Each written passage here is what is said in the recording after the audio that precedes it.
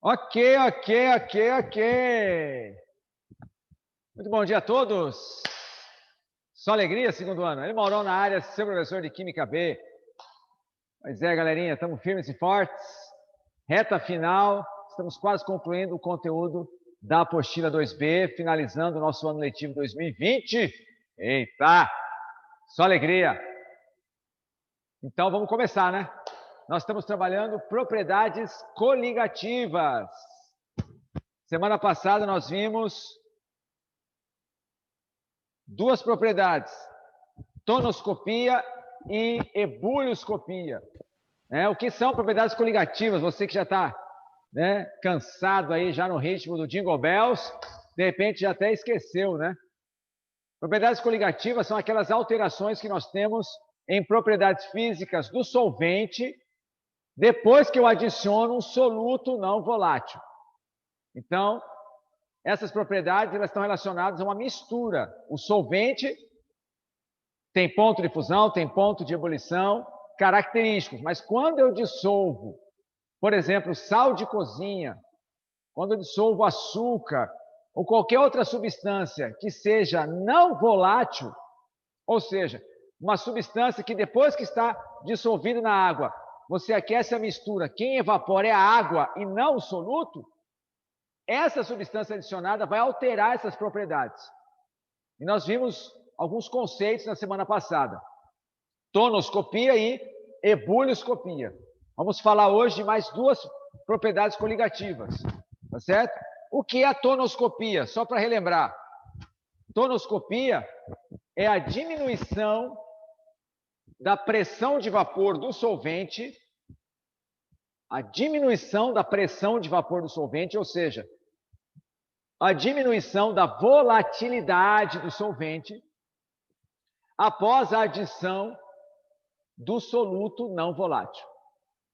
Ou seja, no momento em que você dissolve, por exemplo, sal de cozinha na água, essa mistura ela fica menos volátil do que água pura. Ela se volatiliza com maior dificuldade. Por quê? Porque a pressão de vapor da água diminui.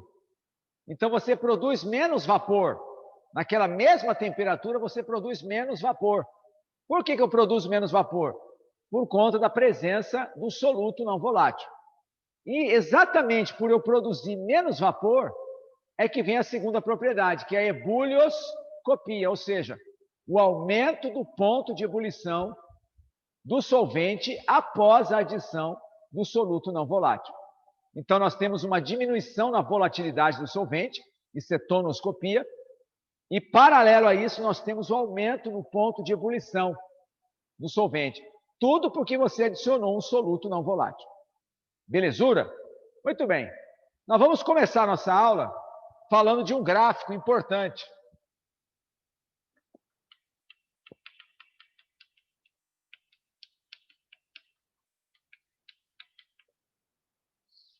Que é o gráfico de fases.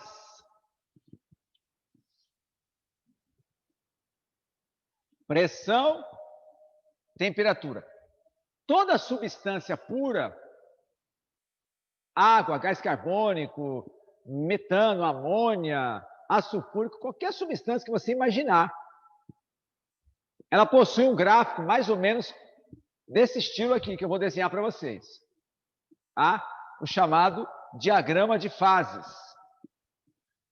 Esse diagrama tem basicamente essa mesma cara aqui.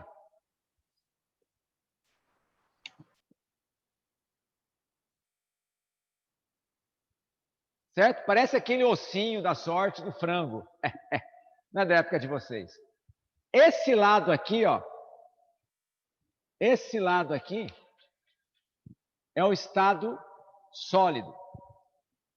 Essa parte aqui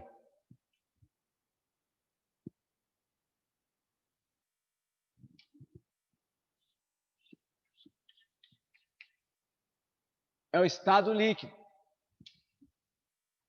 E essa parte aqui, ó,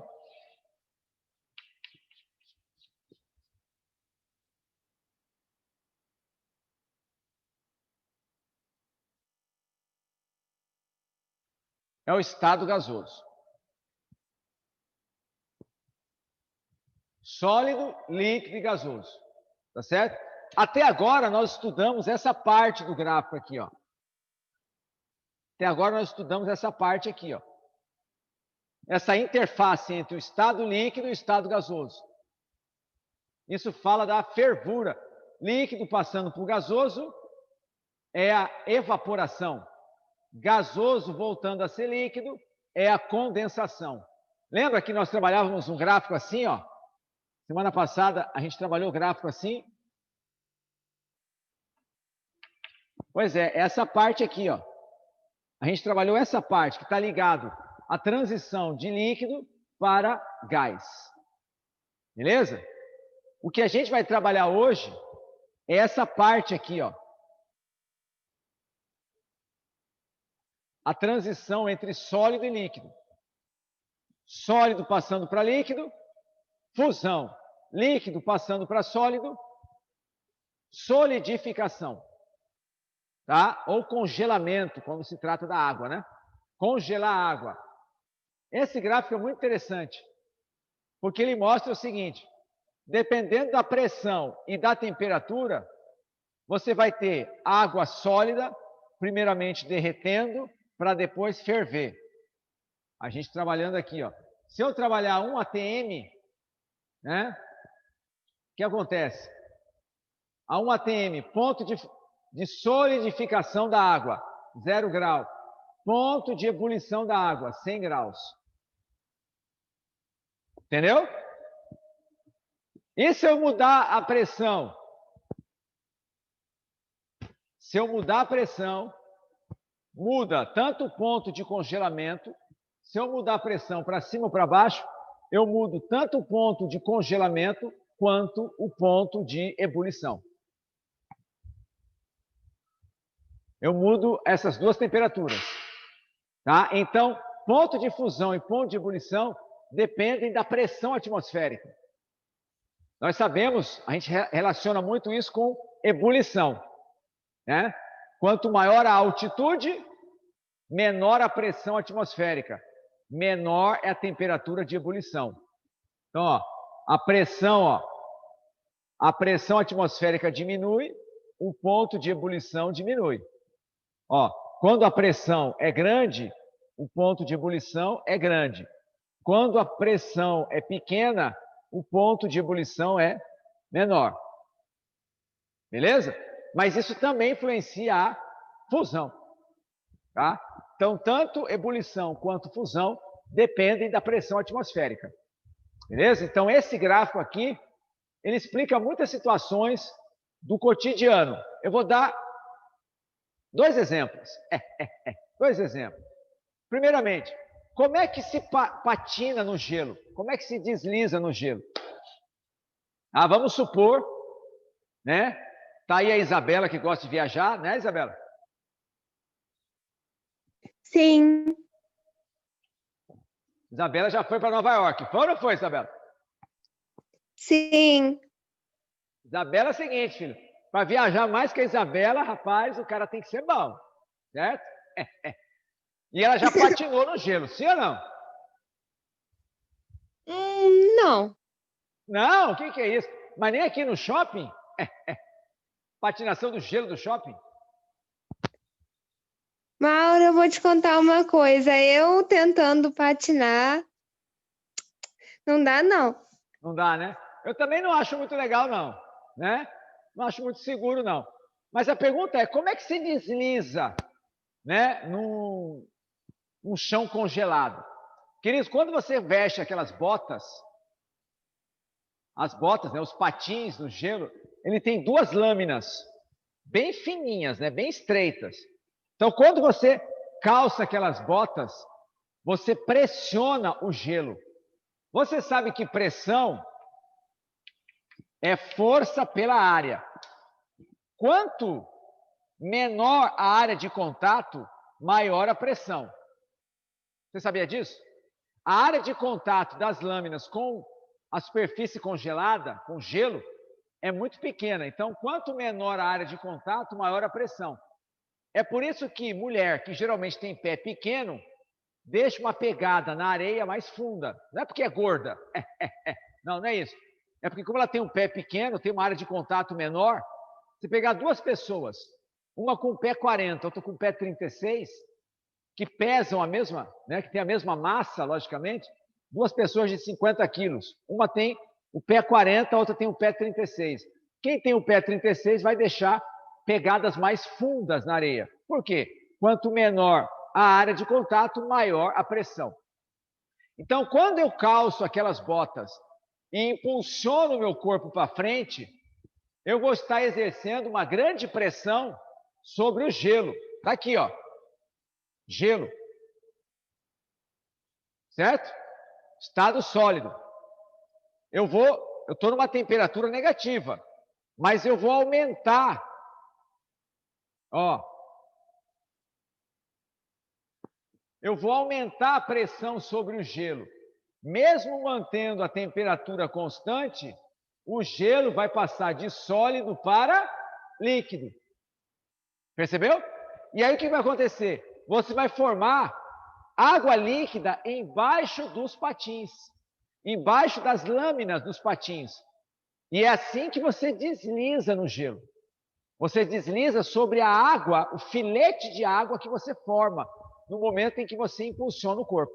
Agora é interessante que depois que eu passei, se eu olhar para trás, eu não vou observar a água líquida, porque depois que eu passei, a pressão volta ao que era. Então, o gelo volta a ser gelo. A água líquida volta a ser gelo. Então, esse é um exemplo, né, da aplicação desse gráfico. Se eu mantiver a temperatura no estado sólido, mas aumentar a pressão sobre o gelo, eu posso derreter o gelo. Olha que loucura! Nós estamos acostumados com a ideia, no país tropical, de que para derreter o gelo eu tenho que aquecer o gelo. Não, eu posso derreter gelo simplesmente aumentando a pressão. Tá certo? Sobre o gelo. Porque a hora que eu aumento a pressão sobre o gelo, eu passo de sólido para líquido. Outro exemplo, para a gente continuar com o conteúdo. Os cometas. Em 1986, passou perto da Terra o cometa Halley. Né? Ele passa perto da Terra de 76 em 76 anos aproximadamente. Muito bom. Eu era criança. Brasileiro nenhum viu, certo? O hemisfério sul, acho que praticamente não viu o cometa Halley. A pergunta é, a cauda do cometa. O cometa é assim, ó. O cometa tem uma cauda gigantesca. Sabe? Essa cauda tem milhares de quilômetros. Sério, Mauro? Sério. Ele está viajando uma velocidade absurda no vácuo, ou seja, a pressão baixíssima, temperatura baixíssima. O que acontece? O cometa é uma imensa rocha com gelo. Os caras descobriram que tem gelo, água sólida no cometa. E como ele está viajando numa velocidade absurda, em baixíssima temperatura e pressão muito baixa, então olha cá, pressão muito baixa e temperatura muito baixa, o que acontece? A cauda do cometa é gelo sublimando. É o gelo passando do sólido para o gasoso. A água sublima? Sublima. Em baixíssimas pressões e baixíssimas temperaturas. A água passa de sólido para gasoso sem passar pelo estado intermediário líquido. Isso é sublimação. Então, esse gráfico trabalha esses aspectos. Tá certo? Nós vamos terminar o conteúdo hoje. Semana que vem tem aula ainda. Semana que vem é a última semana de aula mesmo. Certo? Depois entramos em recuperação. E aí provavelmente vai ser feito revisão, para o passe. Estamos organizando isso. Então, se nós não terminarmos, não fizermos uma boa quantidade de exercícios hoje, que eu acho que a gente não vai fazer, a gente vai deixar para a semana que vem só exercícios de propriedades coligativas. Beleza? Vai ser uma aula só de resolução de exercício. Então, vamos lá.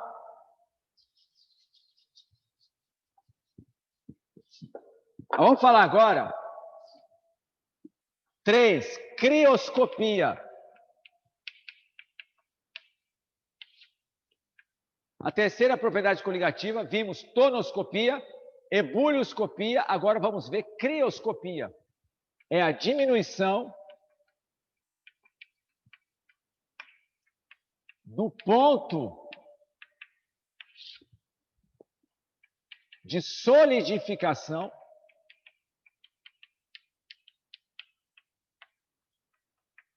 que é a mesma temperatura de fusão do solvente, vírgula, após a adição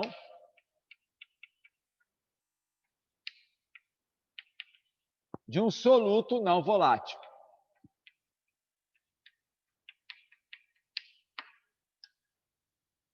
Quando você dissolve, por exemplo, sal de cozinha na água, esse sal de cozinha vai atrapalhar o congelamento da água. O sal de cozinha já atrapalha a fervura da água, a ebulição da água. Por quê? Porque você está fornecendo calor para o sistema e o calor não vai todo para a água. O calor é dividido em água e soluto. E quanto mais soluto você tiver, menos calor vai para a água. Então, por isso que você dificulta a fervura da água. Beleza? Agora, e quando a gente quer congelar?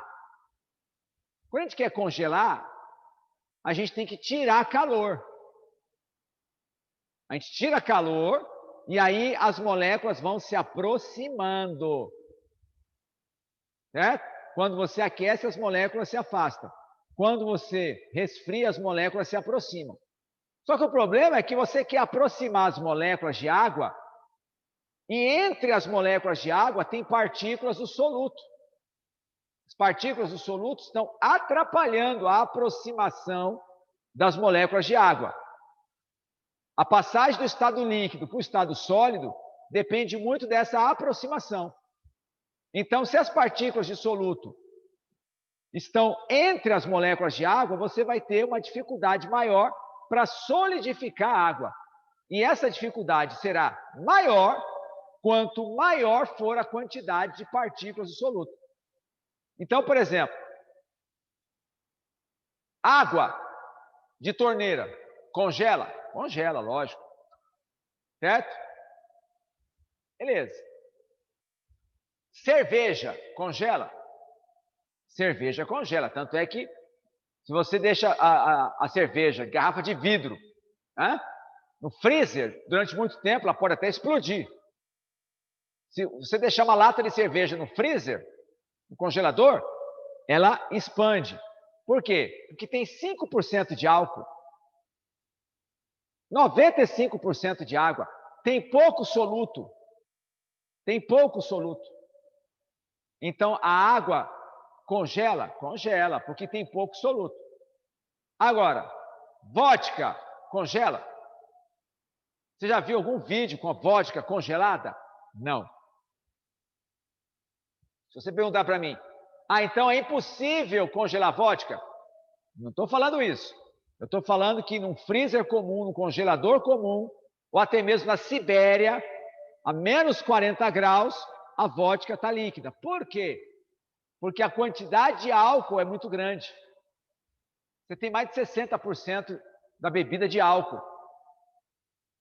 Então, você tem uma grande quantidade de soluto. Essa grande quantidade de soluto vai dificultar o congelamento da bebida. Cerveja tem 5%, congela. Vodka, 60%, não congela. Tá certo? Então, quanto maior a quantidade de soluto presente na solução, maior será a dificuldade para congelar, certo?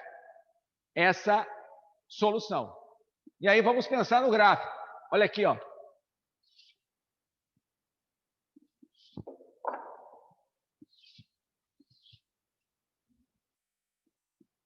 Pressão e temperatura.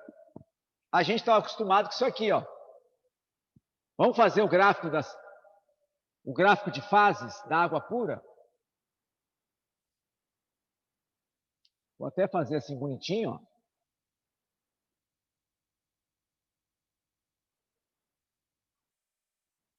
Beleza?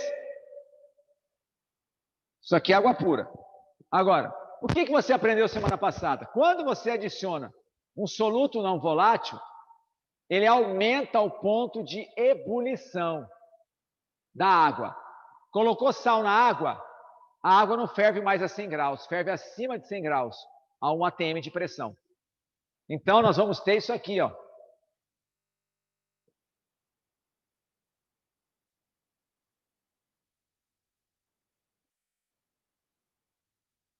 Olha só.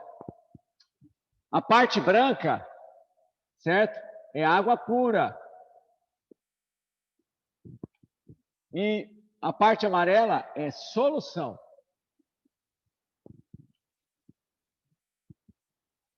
E aí vamos imaginar o seguinte, ó.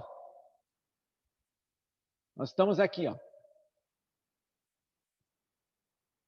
A uma pressão P. Vamos supor que seja 1 atm. O que é isso aqui, ó?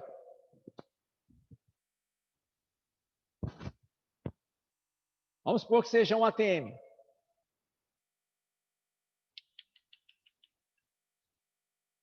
Isso aqui é o ponto de ebulição do solvente puro. O que é isso aqui?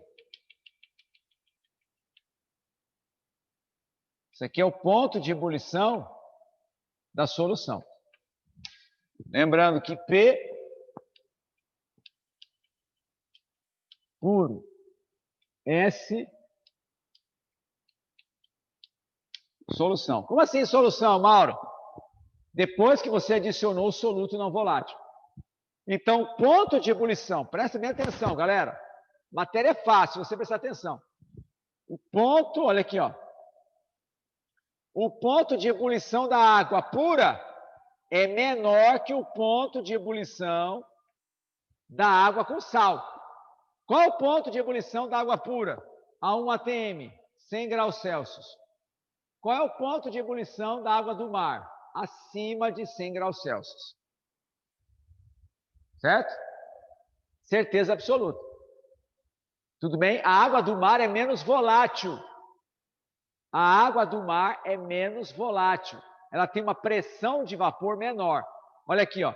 Se eu pegar aqui, ó, a pressão de vapor da água do mar é menor que a pressão de vapor da água pura. A água do mar é menos volátil que a água pura.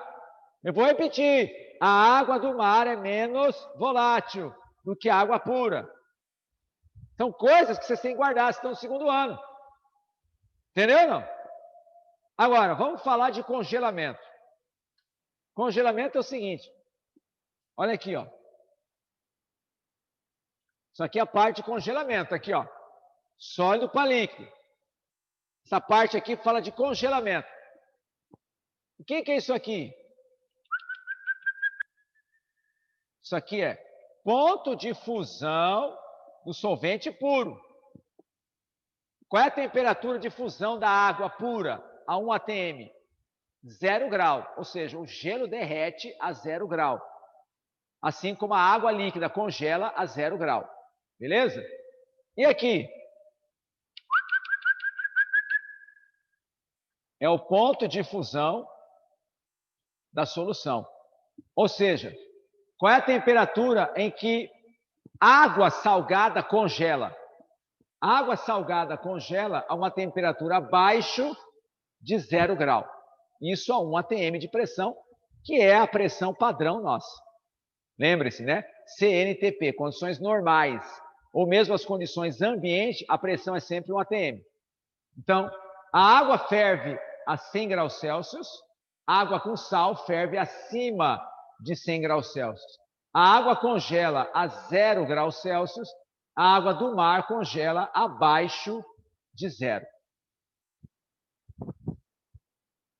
Vamos supor que você vai visitar, né, a Antártida, quer lá conhecer os pinguins imperadores.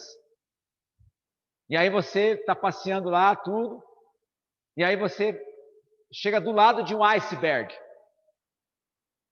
E você quebra um pedaço daquele gelo do iceberg e dá uma chupada. Pergunta: aquele gelo tem gosto de água doce ou de água salgada? Quem vai responder para mim? Doce. Quem respondeu? Ana Flávia. Ana Flávia também é outra que viaja mais do que não sei o quê. Só para Disney já foi 6 vezes. Então, Ana Flávia conhece o mundo inteiro, certo? Ana Flávia é esperta. Realmente, o iceberg é feito de água doce, ou seja, água pura congelada. É por isso que o iceberg flutua na água do mar. Entendeu? A água do mar, a parte líquida, está salgada, super salgada, e tudo que congelou é de água doce. Sério, Mauro? Sério. Mas eu estou no meio do mar, Mauro. A água é salgada e tem um iceberg. Você pode pegar aquilo ali, chupar, derreter e beber, porque é água doce. Por quê? Porque o que congela primeiro é a água pura. O que é mais fácil congelar? É mais fácil congelar água pura. Água salgada é mais difícil de congelar. Quer fazer um teste? Então você vai fazer o seguinte: você vai pegar 2 copos, tá? Pode ser de vidro, pode ser de plástico, e coloca água de torneira nos 2. Só que em um deles você coloca uma colher de sopa de sal, tá? Mexe, então um vai ficar com água salgada, o outro com água doce, não é isso? Põe no congelador lá da tua geladeira e depois de 2 horas, abre o congelador, pega os 2 copos. Qual é o copo que a água está empedrada? 2 horas, totalmente congelado. Qual que já congelou? Água doce. A água salgada vai congelar a parte de cima, vai congelar as bordas, mas você falar que está totalmente congelado, não. Detalhe, a parte que congelar, você tira aquela casquinha e chupa para tu ver. Tá doce, não tá salgado. Sério, Mauro? Sério. A primeira parte que congela é a parte só do solvente. Para congelar tudo, você precisa resfriar muito a mistura. Entendeu ou não? É por isso que vodka não congela, porque tem muito álcool. E é por isso que na Rússia se bebe vodka.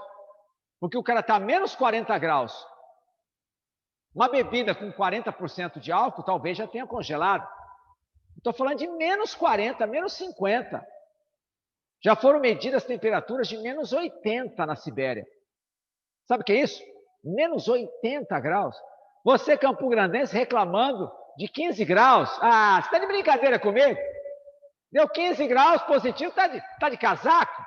Os caras chegam a menos 50. Eu já tive aluna que foi para a Sibéria. Ela falou o seguinte: olha, a recomendação lá é o seguinte: se você sai de uma casa, vamos supor que eu estou em casa e quero ir numa farmácia, no supermercado. Se eu quiser ir a pé, eu não posso ficar no relento mais que 10 minutos. Geralmente o corpo não aguenta mais que 10 minutos, a menos 40 graus. Ainda mais ela brasileira, né? Sul-mato-grossense. Não tinha experiência nenhuma com frio. Tinha ido na Disney. Pô, mas Disney, final do ano, é inverno lá? É, mas faz 10 graus, 9 graus, positivo, na Flórida. Quando está muito frio, entendeu? 5 graus. É raro baixar disso, na Flórida, né? Que é perto do Equador. Agora a guria foi lá para a Sibéria. Ela falou: Mauro, não dá nem para chorar, que congela. Se você pegar uma garrafa, ela fez, tem vídeo na internet, ela fez isso lá, né? Filmou. Você pega uma garrafa d'água, com água que você, uma garrafa térmica, a água está quente, 80 graus. Você abre a garrafa e joga assim. Vira pó na hora. Pó vira neve na hora. Na hora. Parece talco. Parece que você jogou talco. A temperatura está tão baixa, ele está líquido. Entendeu? Ele está líquido lá dentro. Mas a temperatura baixa tanto, certo? Está na mesma pressão. Está líquido aqui. Mas instantaneamente você passa para o estado sólido. Entendeu, queridos? Bom, aplicação da crioscopia. Vou dar 2 exemplos de aplicação da crioscopia. Lembrando que hoje eu estou trabalhando toda a parte teórica, tá? Provavelmente semana que vem que a gente vai trabalhar exercício. Bom, países do hemisfério norte. Canadá, Europa, né? E companhia limitada. O norte dos Estados Unidos, imagina, Minnesota, um estado que faz um frio terrível, certo? Não sei se alguém já foi no Minnesota. Também já tive aluno que foi fazer, né, intercâmbio no Minnesota, entendeu? Se você lavar o cabelo e botar para fora de casa, ele empedra na hora, aquelas gotículas de água vira gelo.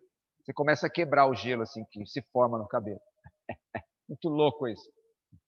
O pessoal fala, você vai lavar o cabelo? O pessoal não lava o cabelo lá, né? Porque demora para secar o couro cabeludo.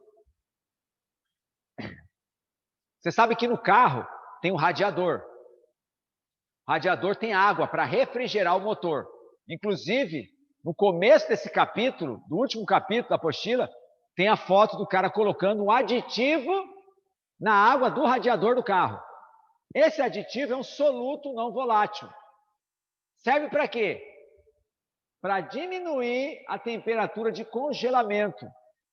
Tem aditivo que diminui para menos 20, menos 25 graus a temperatura de congelamento da água. Você coloca a substância na água do radiador, ela só vai congelar a menos 20, se a temperatura ambiente tiver menos 20. Menos 25. Entendeu? Você vai continuar tendo água líquida a menos 25. Uau! Por que essa água não congela a zero? Como eu expliquei, as partículas de soluto estão em grande quantidade e vão dificultar a aproximação das moléculas de água. Entendeu? Se você quiser aproximar mesmo para congelar, você vai ter que tirar muito, muito, muito calor. Ou seja, tem que resfriar muito. Temperatura tem que ser muito baixa. Agora, convenhamos, né?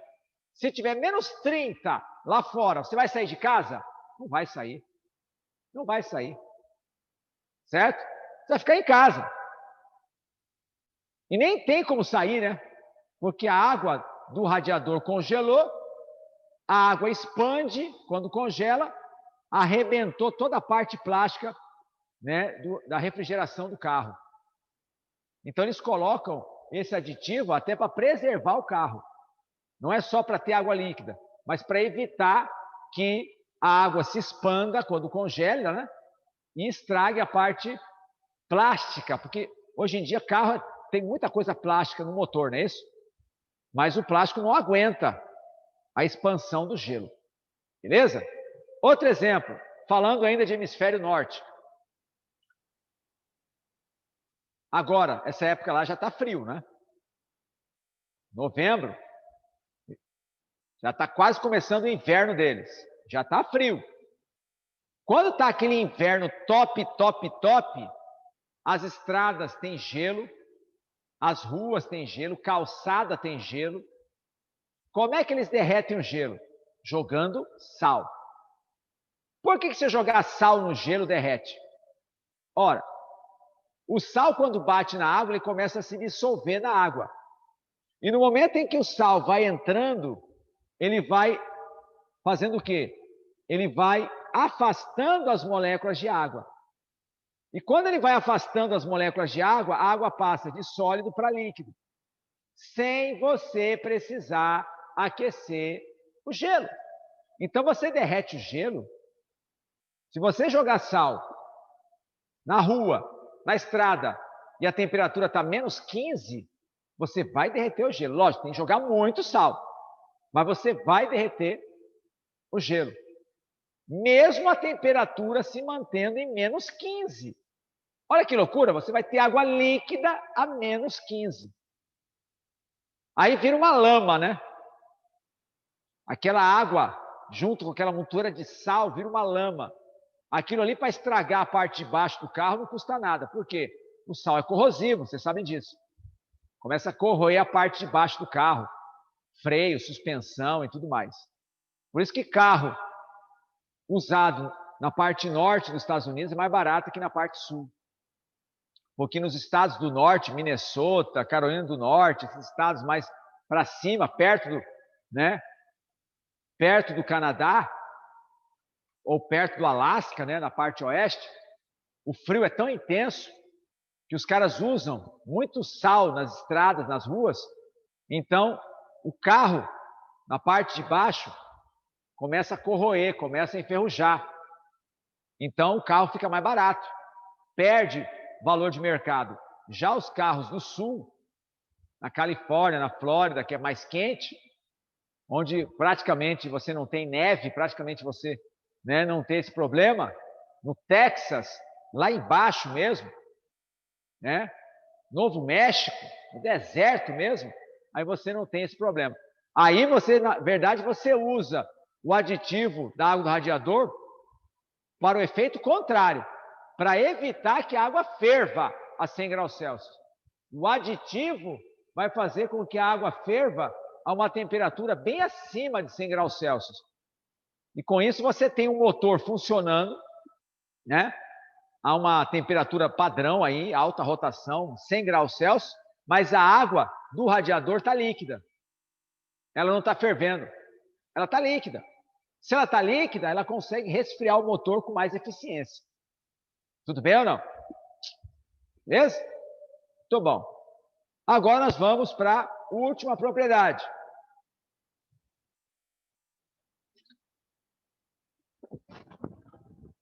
Vamos para a última propriedade, que é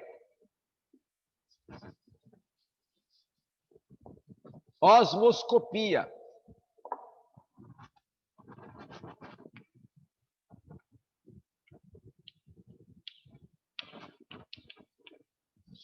Osmoscopia é o aumento da pressão osmótica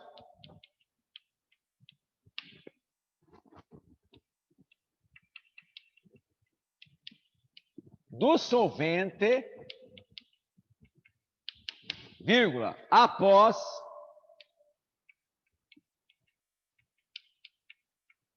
adição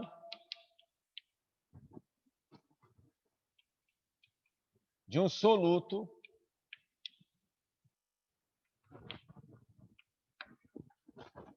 não volátil.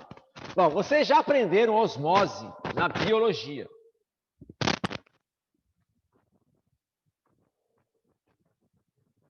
Nosso organismo, ele funciona e depende muito de osmose. Tá certo? Tem muitos mecanismos bioquímicos no nosso organismo que, se não fosse osmose, não funcionaria. Tá? Muito bem, o que é osmose? É a passagem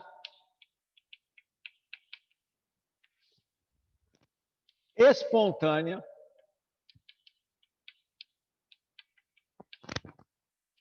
de solvente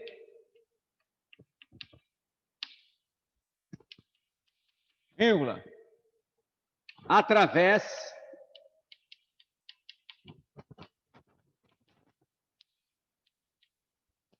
de uma membrana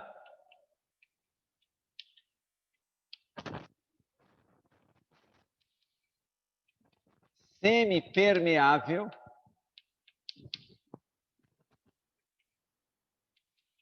vírgula, do meio hipotônico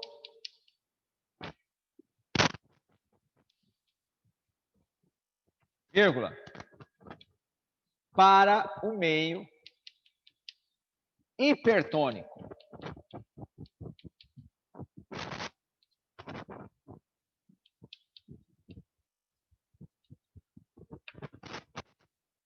Então, vocês já aprenderam osmose. Essa é a definição clássica de osmose.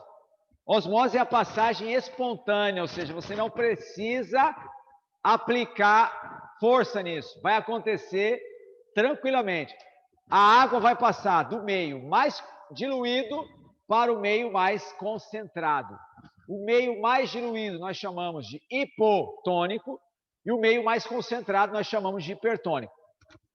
Você vê isso direto. Se você pegar, quando você sair daqui, vai chegar em casa. Se você come salada todo dia no almoço, a salada não vai estar temperada. A salada vai estar toda higienizada, né?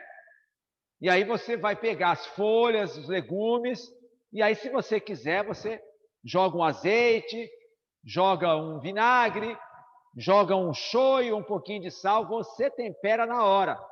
Por que não dá para temperar 11h30 da manhã? Porque a hora que você chegar para almoçar, meio-dia e pouco, vai estar tudo murcho. E por que murcha o alface? Quando você joga um vinagre por cima, ou quando você joga um pouquinho de sal, ou um tempero qualquer. Porque a água vai sair de dentro da folha, porque dentro do vegetal está diluído, tem bastante água. E você jogou o sal por fora. Então, fora está concentrado, dentro está diluído. E a água sempre flui do mais diluído para o mais concentrado. É por isso que a alface, que é verde clara, começa a ficar verde escura. Por quê? Começa a perder água. Ela vai perdendo solvente, perdendo água. Então, a cor que sobra é um verde mais escuro. Porque no momento que você vai perdendo água, o interior da célula vai ficando hipertônico em relação ao que era antes.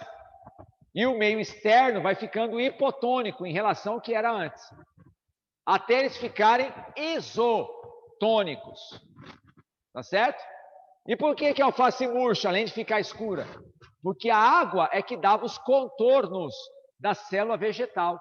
Começa a sair água, você vai modificando o formato, né, da célula vegetal. Logo, a estrutura da folha do alface vai modificando, vai enrugando. Fica feio, né? Ninguém come alface murcho. Parece que está estragado. Parece que é um alface velho. Não é verdade? Então você tempera na hora, porque você tempera e já come e pronto. Bom, o que é pressão osmótica?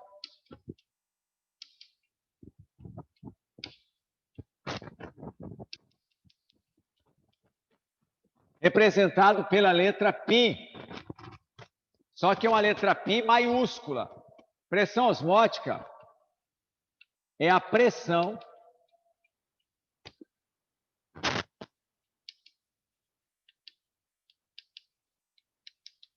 que deve ser exercida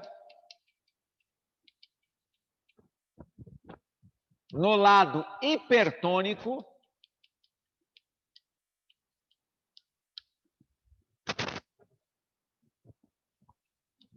para se evitar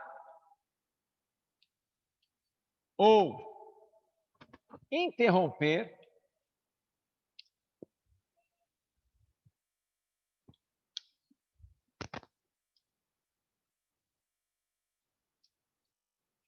a osmose.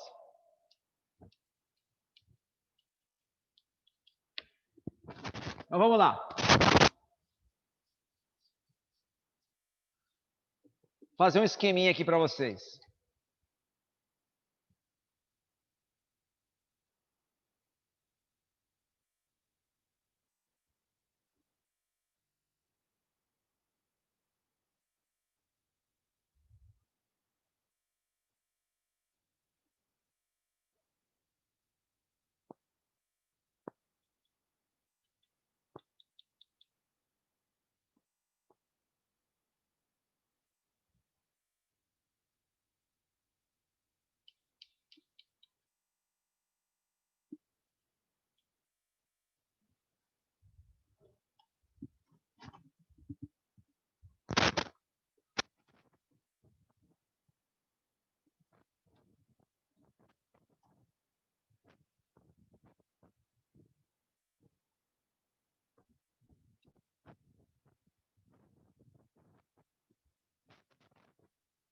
que é a chamada membrana semipermeável.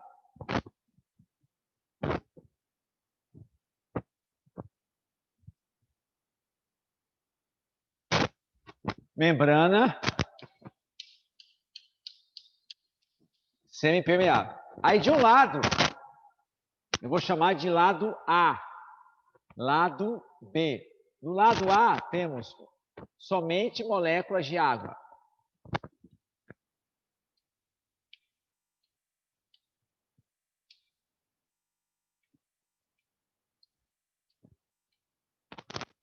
Lado hipotônico.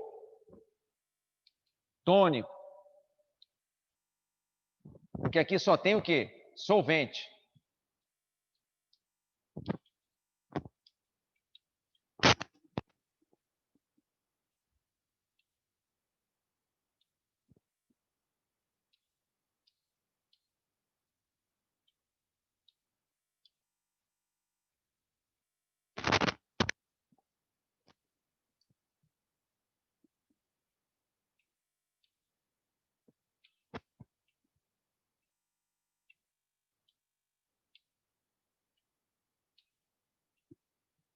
Você percebeu que tem umas partículas vermelhas?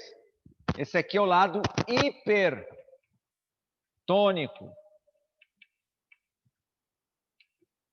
que é o lado da solução.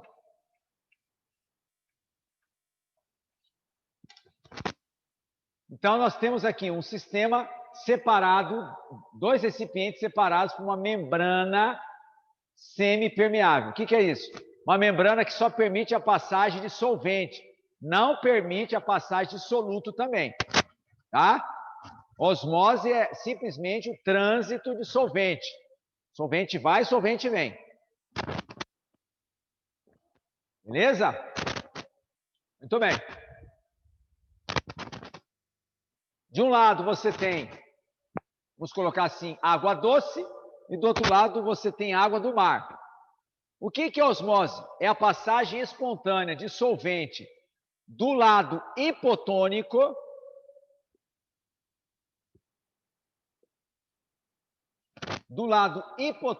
para o lado hipertônico.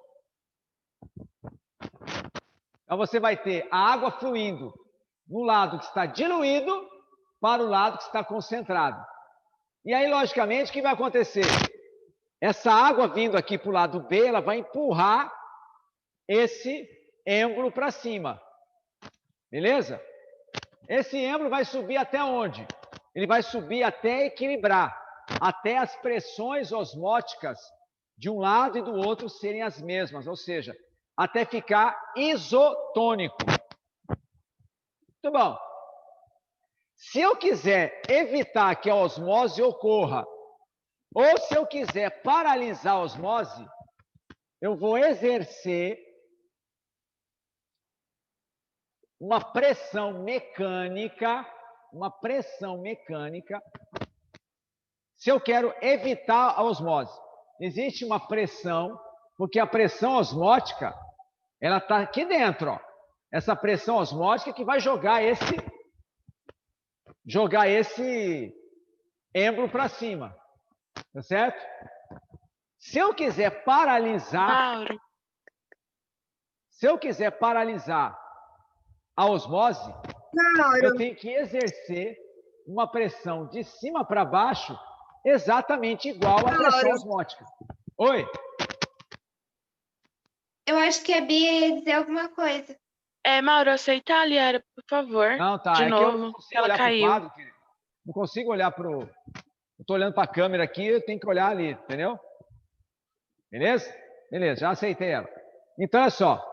Se eu quiser evitar que a osmose ocorra, ou se eu quiser paralisar a osmose, eu tenho que exercer uma pressão aqui, empurrar esse êmbolo para baixo, tá certo? Para evitar que a água venha para cá, porque a água naturalmente vai jogar esse êmbolo para cima.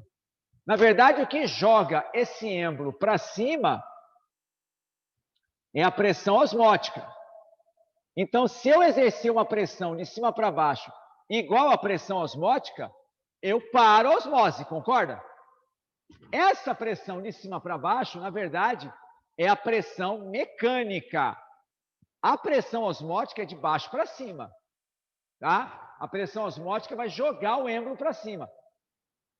Se eu não fizer nada, o êmbolo sobe e a água passa daqui para cá. Entendeu? Agora, se eu quiser evitar que a água passe toda para cá, ou se eu quiser paralisar, já começou a osmose, mas eu quero paralisar, quero interromper a osmose, então eu vou aplicar uma pressão mecânica exatamente igual à pressão osmótica. Tudo bem? Bom, e se de repente eu aplicar uma pressão mecânica maior que a pressão osmótica? Então, olha só.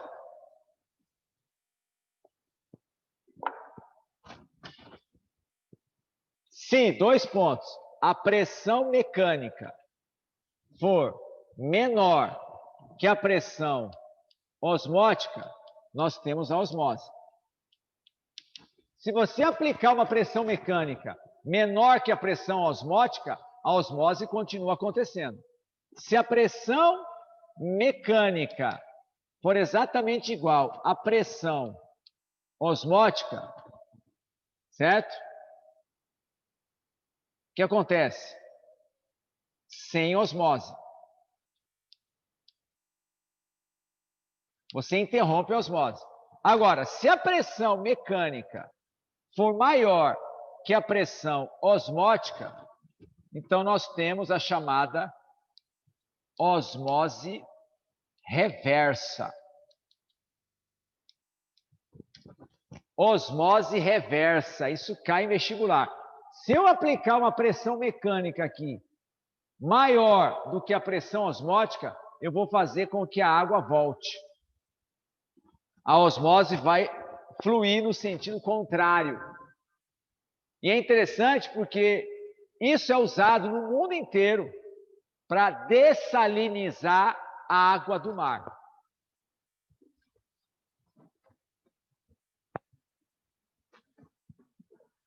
Então, osmose reversa.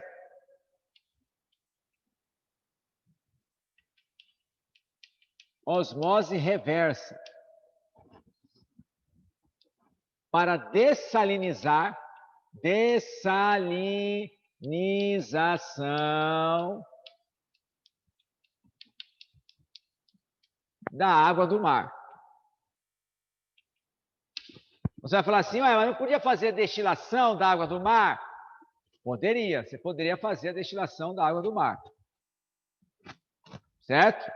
Só que o problema da destilação é que você gasta dinheiro com combustível, né? Que você tem que botar fogo. Você tem que gerar calor para poder ferver a água do mar. E você sabe que a água do mar, ela tem um ponto de ebulição bem acima de 100 graus. Então, dependendo do volume de água que você quer destilar, você vai gastar muito dinheiro com carvão, ou com gás natural, ou com óleo diesel. Não é verdade? Você vai ter que queimar alguma coisa, produzir calor, tá certo? Então, a técnica da osmose reversa, ela é mais interessante. É um processo caro? É. Tudo que é bom é caro, queridos. Põe isso na tua cabeça. Tudo que vale a pena ser feito tem um custo. Custo emocional, um custo de tempo, um custo de dinheiro. Tudo bem ou não? Você já entendeu isso na vida? Que nada é de graça? Nada que é bom é de graça? É. Agora, a osmose reversa para países do Oriente Médio, por exemplo, onde os caras não têm muita água doce. Você pega Israel. Como é que eles obtêm água doce? Dessalinizando a água do mar. Principalmente do mar Mediterrâneo ali. Certo? Do Mar Morto? Não, do mar Mediterrâneo. Entendeu? Por quê? Eles construíram várias usinas dessalinizadoras, depois você vê na internet, e aí você consegue passar água, aumentar a pressão, que você tem que aumentar a pressão, ó, sobre a água salgada, e aí a água passa pelas paredes das membranas semipermeáveis. Aí você vai dizer, isso é filtração. Não, não é filtração, não. Sabe por quê? Porque filtração, você retém as partículas que não se dissolveram na água. Que nem fazer café. Quando você faz café, você filtra. Você retém o pó de café que não se dissolveu na água. Certo? Aqui não, o sal está dissolvido na água. Então não é filtração. Aqui é um processo muito mais tecnológico. Tá? Israel, queridos, é um país que tem uma tecnologia, né, em várias áreas, praticamente todas as áreas. Israel é um país, né, que tem percentualmente a maior quantidade de pessoas com doutorado e é o país onde mais se lê no mundo, em termos per capita. Livros editados, pessoas com doutorado, pessoas que leem, ou seja, é um povo que lê muito, estuda muito, é da cultura do judeu. Entendeu? Então, os caras têm tecnologia para tudo. Então, eles, desde o início do Estado de Israel, 1948, eles já têm, né, água doce através de usinas de dessalinização. Então, eles têm água doce, e é interessante que essa água doce tem vários níveis. Tem água para beber, tem água para lavoura, tem água para descarga, entendeu? Você consegue ter água doce de todo tipo, entendeu? Logicamente, para beber é mais caro, né? Do que para lavar a rua, do que para a lavoura.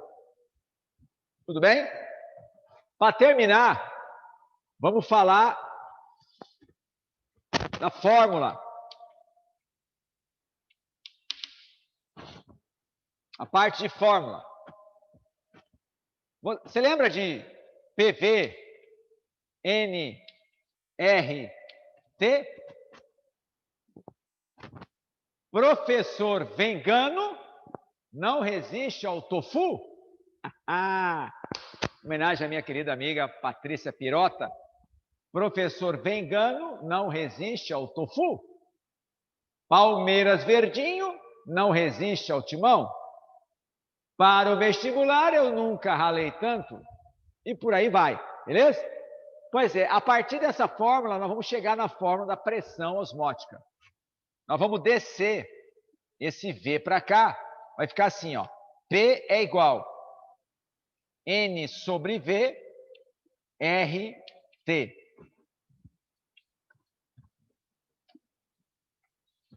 O que é isso aqui, ó? Número de mols pelo volume. É molaridade. Então, a fórmula passa a ser essa aqui, ó.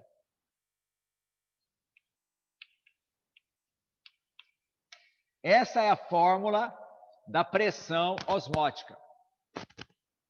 A gente troca a letra, ao invés de usar P, que é pressão, mas geralmente pressão está ligado a gases, né? O P de pressão está ligado a gases. A gente muda o símbolo. Usa o π maiúsculo. Letra π, letra grega, π maiúscula. É a concentração molar vezes a constante universal dos gases vezes a temperatura em Kelvin. Essa é a fórmula que a gente vai usar nos exercícios. Lembrando que eu não vou cobrar propriedades coligativas em prova nenhuma, em simulado nenhum, esse ano.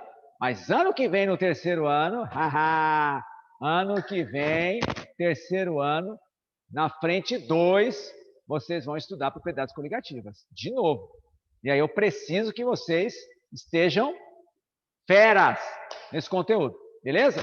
Então, pressão osmótica é a concentração molar vezes a constante universal dos gases vezes a temperatura em Kelvin.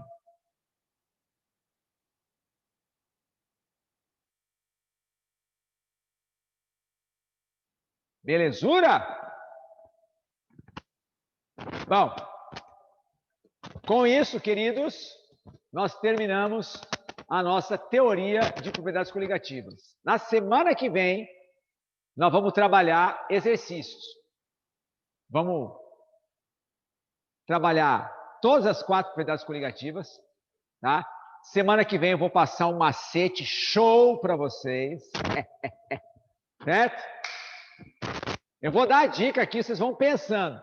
O macete que eu criei Desculpa, tá? El Maurão na área. O macete que eu criei é o nome de um programa de televisão. O macete para você guardar tudo de propriedades coligativas é o nome de um programa de televisão. Vocês têm uma semana para ficar pensando que programa é esse. Beleza? Fechou? E aí, semana que vem a gente volta para fazer exercícios. E aí a gente finaliza de vez o nosso glorioso 4º bimestre 2020. E ano que vem, terceirão. Valeu, galera. Forte abraço e até semana que vem. Tchau, Mauro.